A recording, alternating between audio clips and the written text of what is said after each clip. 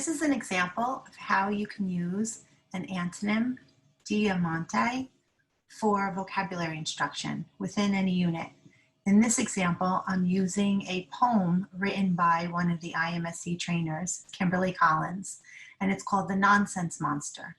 And we use this poem when we're introducing open and closed syllables.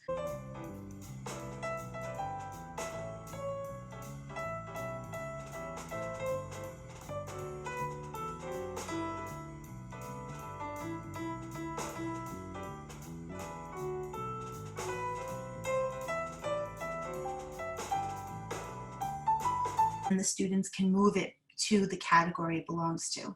So maybe fine would go with cute, or great would go with cute, marvelous would go with cute, but then sickening and ghastly are similar meaning words. Pleasing is similar to cute, comforting can go with cute, beautiful can go with cute, and then you have scary, dreadful, horrid, appalling, frightening, fascinating, great, and terrible. And fascinating would be over here. And these words can be in their different categories.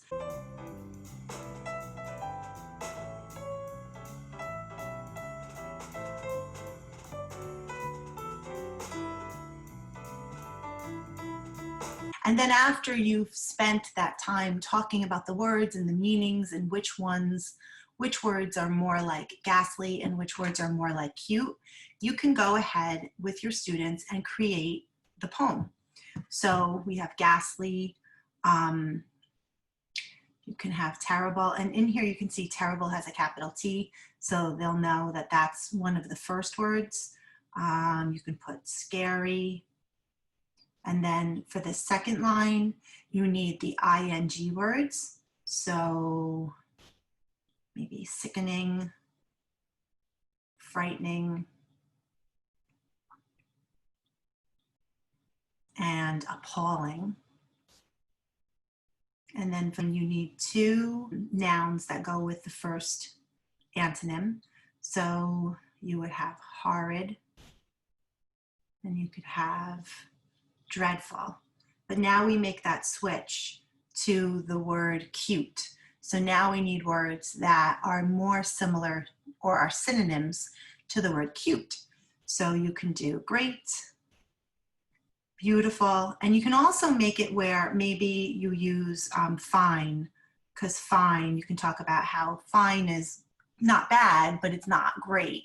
So you can have variation in the words that you use. The ing words in this line, so comforting, pleasing, fascinating, and then great, and marvelous.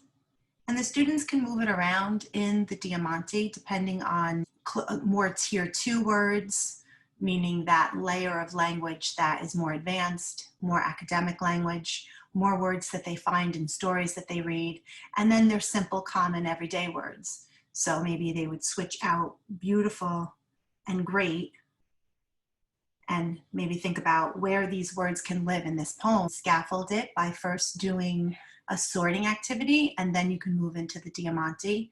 And you can also scaffold it by having words in there already, and they create the Diamante with your guidance. And it's all based off of that monster poem. So thinking about a monster and thinking about maybe what the next part of that poem would be. For example, in this poem, the monster ran away, but thinking about what could happen next in the poem. Maybe the monster sits in the corner and is scared, and the child in the poem goes and talks to the monster, finally gets to understanding the monster, and then they become friends. So that monster went from ghastly to cute.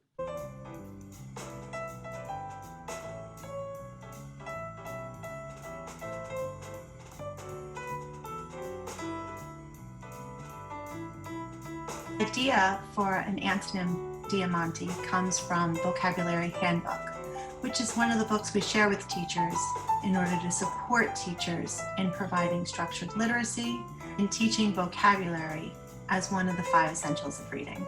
And when planning a unit, you can look into this book and get ideas for vocabulary lessons.